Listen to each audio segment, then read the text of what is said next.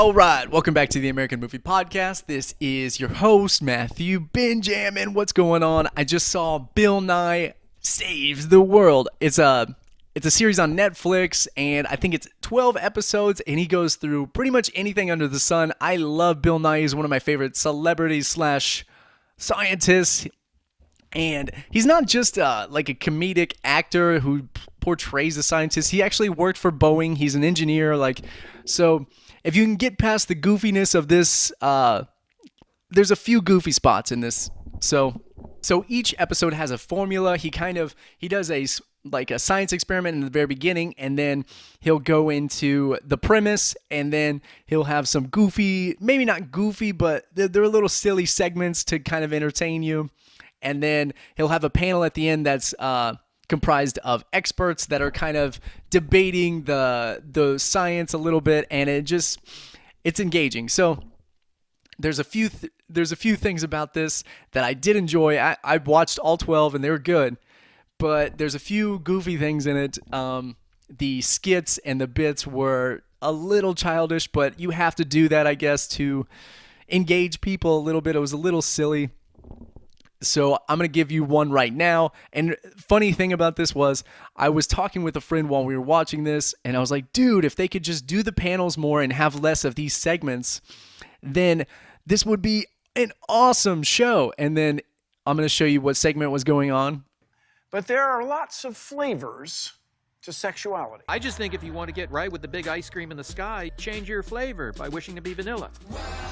What if the big ice cream in the sky is chocolate? Blasphemy. Everyone should pretend to be vanilla until they no longer have the urge not to be vanilla. Hey, mint chocolate chip. Sorry I'm late. I was busy being two awesome things at once. Pickle Lane, Buttstain. Big ice cream in the sky, help me. It's good. It's like giddy up.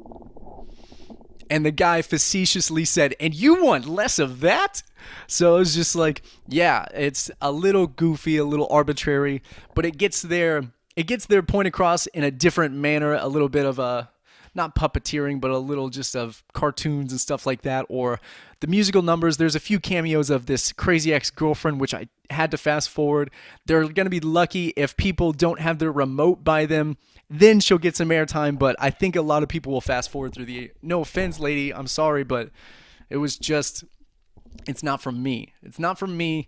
I'm sure other people enjoyed it, but it's not from me. I enjoyed the panels at the end and the premises and the insights and stuff. I learned a lot of stuff going through this. So it was a really fascinating show, just some quirky formulas and some quirky skits, but I mean, he collabs with a lot of celebrities, like Steve Aoki's on there, Zach Braff's on there, Joe McHale shows up, Will Wheaton shows up. So it was an overall cool show. If you like Bill Nye, definitely check it out. This is not a dumb show. I enjoyed it, but I did tend to fast forward through the goofy stuff just because it was a little childish and arbitrary. So if they could extend the panel and have that serious talk with the experts, it would be much more valuable in my opinion. But sometimes people are on Netflix to get a little bit more entertained, so I understand there's production value, but I overall enjoyed this. There was a few things that I figured out.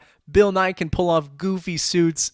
He looks so dapper in them because of his confidence that he radiates. So he looks really good, and he's always charismatic. He was fun throughout the entire episode. So this was not a bad series to binge on. I promise that you wouldn't walk away with it and being like, man, I just wasted 12 hours of my life. It would be, you'd walk away a better citizen and more informed. So check it out if you want. He goes over vaccines and GMOs and overpopulation and the sexual spectrum. So current topics that are very conducive to our politics and how we coordinate in the world. So it's you will walk away with some insight and some fun stuff as well. So I do recommend this show because it was cool.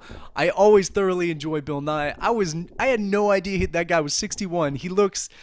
I was talking with a friend and he looks old, but he hasn't aged since that age where he looks old. We were talking, he looks like a good 51. He's looked like a good 51 from I don't know, 1999 to 2016. He hits an age and then he stays that age. So it was really funny to think about. So yeah. He does a great job. I hope they do more seasons. I really do, because just extend the panel a little bit more and a little less airtime for the goofy ex-girlfriend thingy. It was just silly music. It was just silly music lines. So it was just. But I understand that you might need that. Check it out. It's on Netflix. It is Bill Nye Saves the World. I do recommend it. It is a cool show. So check it out if you want. Please like, comment, subscribe to my show. So if you could do that, I would deeply appreciate it. Comment down below and let me know if you're going to watch it or not, and if you like Bill Nye, because he's one of my favorite celebs. So if you could do that, I would greatly appreciate it. Don't forget to like, comment, subscribe. If you want to support the podcast, there are links down below. An Amazon link. If you purchase anything through that link, a small percentage, no extra charge to you, will come back to the podcast. And this podcast is also brought to you by Onnit.